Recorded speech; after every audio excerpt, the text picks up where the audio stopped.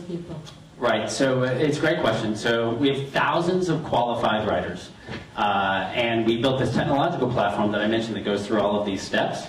So what happens is that our editorial team, first and foremost, has to approve every single writer. So they have to submit a writing sample and a resume. And so this isn't user-generated content. We're actually putting lots of barriers in place before someone can even get admitted into our studio. And when they do get admitted, they get access to a couple different assignments. And then we have our editorial team spend an awful lot of time understanding how good they actually are. But we also, again, unlike many others in the marketplace, we actually have professional copy editors. So they are the very first people who end up seeing that work. And so the copy editor gives them constructive feedback on, well, no, this needs to be done differently, and and that's all done within the platform.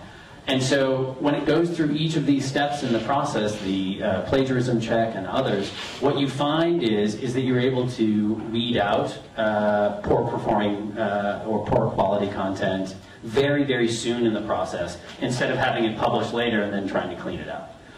So again, what we tried to do was build a platform that is very representative of what you would find in traditional media. And how we did that was we had our editors sit right next to our developers, our engineers, and say, describe to me in painstaking detail the process of how an article gets written in a newsroom, or how a video moves through a post-production house and actually finds its way on air. And when we knew that workflow process, we then actually built that into our technological platform. The difference is, instead of having hundreds or thousands of full-time employees actually being editors or writers, we instead have qualified people all around the country to do that. Does that answer your question? Remembering them all. So first and foremost, the average article length of ours is about 400 words. So generally much shorter. We're not trying to do 4,000 word treatises. The price points for our content range everywhere from zero, in that they're done on a revenue share, all the way up to hundreds or thousands of dollars for a particular assignment. And how we price those, again, is based on using that data. So every single piece of content could end up having a very different price point. What we find is most of the freelancers who've been working for us for a period of time generally tell us that they make anywhere between $20 and $25 an hour. And that's what's really important for us is when you're solving for freelancers, what they want, they want a comparable wage that they would make elsewhere on an hourly basis, but they also want flexibility. They want to be able to do it whenever they want. They want to be able to come for 1 hour or 1 day or what have you. So we just try to find a way to get them to $20 to $25 an hour. Our filmmakers actually make closer to $30 an hour, and so it really depends on their interest level and ability to do the amount of work that they want to do. In terms of benchmarks for traditional media, I think what I outlined to you today is we try to follow a traditional media, a traditional editorial process to the best that we can using art and science. But the only ones who call us journalists are journalists. While we have many people who come from journalist backgrounds, we think we're in the media business. We create text and video, and it's all ad supported. And so we think of ourselves as being in the media business and growing a variety of different websites. We don't own a news site. We don't do investigative journalism. And what we try to do is focus on I mentioned the 2 A's, the 3 A's, audience, advertiser, ability to execute. What we also focus on is the 2 R's. We want to create relevant content that answers real-world people's questions. And we want to do it in a responsible editorial manner. And so we do that by following a responsible editorial process that many of you do every single day. So if we do the 3 A's and we do the 2 R's, we actually think we're ending up at a good place. So to date, we do not have any of our owned and operated websites that are in Spanish language. Part of the reason we built this platform and what I showed you today, this idea of a technological platform, would be not just to do it in English, but obviously to do it in multiple languages around the world. We just haven't gotten there yet. We've had our heads down trying to do it well here in the US. We have experimented with some Spanish language programming in video. And one interesting thing that you'll find is that we see the Spanish language videos that we have on YouTube actually get more views per video than that of our English language. So I think what we're finding is that when you can create high quality content and put it online and have it discoverable, it actually can do quite well. the monetization of Spanish language content has been lower than English language, and so for us, again, using the return on investment as our thesis, we will focus on that when the return on investment becomes available. But we see it as a massive opportunity, and that's why we built this platform in order to do it. Can I have your name?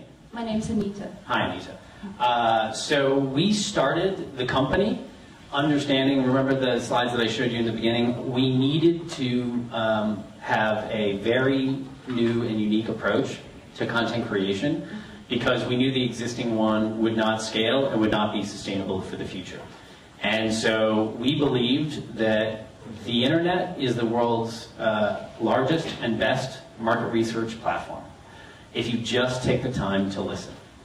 And the best companies in the world are great at market research. And so we said, well, let's be great at market research. Let's listen to what people are searching for. Let's see how particular pieces of content monetize. Let's see how we can compete in search engines. And let's watch where we get traffic from social media.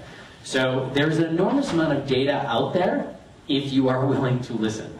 Now, certainly now that we're number 16 in ComScore and reach over 100 million people, there's certainly a relatively large barrier there for many other people to try to compete with. But again, we're not doing anything incredibly unique in getting access to data. I think what we're doing is we're doing something unique with the data that we have. And that's one of the things when we talk with folks in traditional media, we say, look at using some of the data that you have to help your editors be great at the job that they already do. Not just search logs. You had to bootstrap it somehow. So who are you getting your data from? Yeah, so it's not just search logs. So the first and foremost is we look at all types of data. So it's search, social media, monetization, what have you. There are billions of signals. I'm sorry? From where? Where are you getting that? Well, first, we reach over 100 million visitors on our owned and operated network. So there's an enormous amount of data right there. I mentioned we're the largest contributor of content to YouTube in the world. So that means we have enormous amounts of data coming from YouTube that they make available to all of their partners. There's also lots of publicly available information and data sets that you can get on how people are searching on the internet, what the advertising CPCs and CTRs are in different categories. So we get access to tons of data, and then we have an entire R&D team that's focused on taking raw data and listening to it and massaging it to help us be smarter about the next piece of content we create. So I'm just wondering, I guess what I'm driving at is, if you can only listen to the signal for the content that's already out there, how do you know what the signal is for content that might never get created if you don't already have something in the network for someone to click on?